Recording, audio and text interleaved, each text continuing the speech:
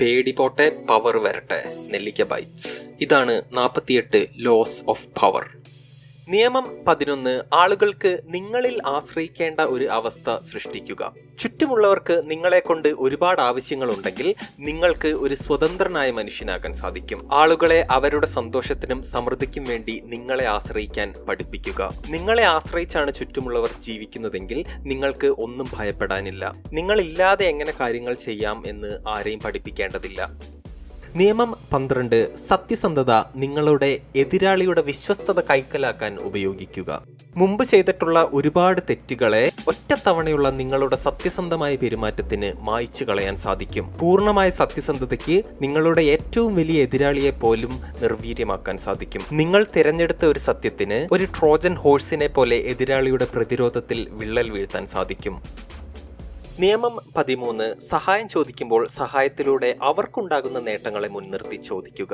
കൂടെയുള്ളവരോട് സഹായം ചോദിക്കുമ്പോൾ മുൻകാല ഉപകാരങ്ങളുടെ കണക്ക് പറയാൻ നിൽക്കരുത്. അങ്ങനെ ചെയ്താൽ അവർ നിങ്ങളെ അവഗണിക്കാൻ തുടങ്ങും.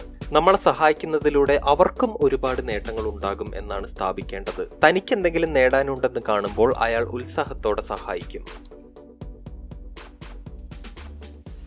നിയമം 14. നമ്മളോട് മത്സരിക്കുന്നവരോട് ഒരു കൂട്ടുകാരനായി അഭിനയിച്ചുകൊണ്ട് ഒരു ചാരനായി പ്രവർത്തിക്കുക. നമ്മുടെ എതിരാളികളെ അടുത്തറിയേണ്ടത് നിർണായകമാണ്.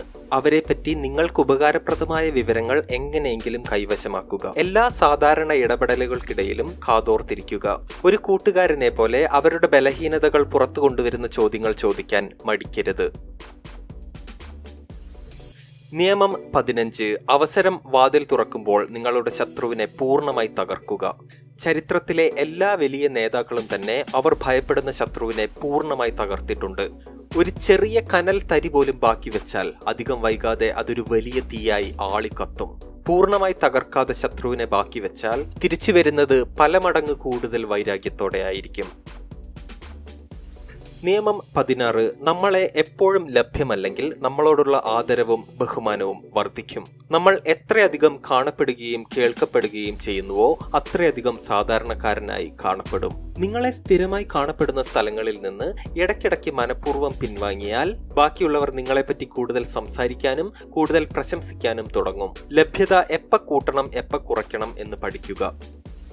നിയമം 17. മറ്റുള്ളവരെ ഭയത്തിൽ നിർത്തുക. മറ്റുള്ളവർക്ക് പ്രവചിക്കാൻ പറ്റാത്ത ഒരു ഭാവം നിലനിർത്തുക. മനുഷ്യർ നമ്മുടെ പ്രവൃത്തികളെ പരിചിതമാക്കാനും നമ്മുടെ ശീലങ്ങളെ മനസ്സിലാക്കുവാനും ശ്രമിച്ചുകൊണ്ടിരിക്കുന്ന ജീവികളാണ്. നമ്മളെ പ്രവചിക്കാൻ സാധിച്ചാൽ ചുറ്റുമുള്ളവർക്ക് നമ്മളിൽ കൂടുതൽ നിയന്ത്രണം ലഭിക്കുന്നു. അതുകൊണ്ട് സ്ഥിരതയോ ഉദ്ദേശമോ ഇല്ലാത്തതായി തോന്നുന്ന പെരുമാറ്റം കാഴ്ചവെക്കുക. നിങ്ങളെ പ്രവചിക്കാൻ കഴിയാത്തത് എതിരാളികളുടെ മനസ്സ് തളർത്തും.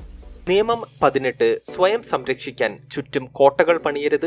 ഒറ്റപ്പെടുന്നത് അപകടകരമാണ്. ലോകം ഒരു അപകടം പിടിച്ച സ്ഥലമാണ്. ശത്രുക്കൾ എല്ലായിടത്തുമുണ്ട്. ബാക്കിയുള്ളവരിൽ നിന്നും ഒറ്റപ്പെട്ട് സ്വന്തമായി കാര്യങ്ങൾ ചെയ്യാൻ ഒരു ആഗ്രഹമുണ്ടാകും. എന്നാൽ അങ്ങനെ ചെയ്താൽ വിലപ്പെട്ട വിവരങ്ങൾ നിങ്ങൾക്ക് നഷ്ടമാകും. പരിസരത്തെ പറ്റിയുള്ള ബോധ്യക്കുറവ് നിങ്ങളെ ബലഹീനനാക്കുകയും ചെയ്യും. എല്ലാവരോടും സ്ഥിരമായി ഇടപഴകിയാൽ ശത്രുക്കൾക്ക് ജനക്കൂട്ടത്തിനിടയിലൂടെ നിങ്ങളെ ആക്രമിക്കാൻ സാധിക്കില്ല.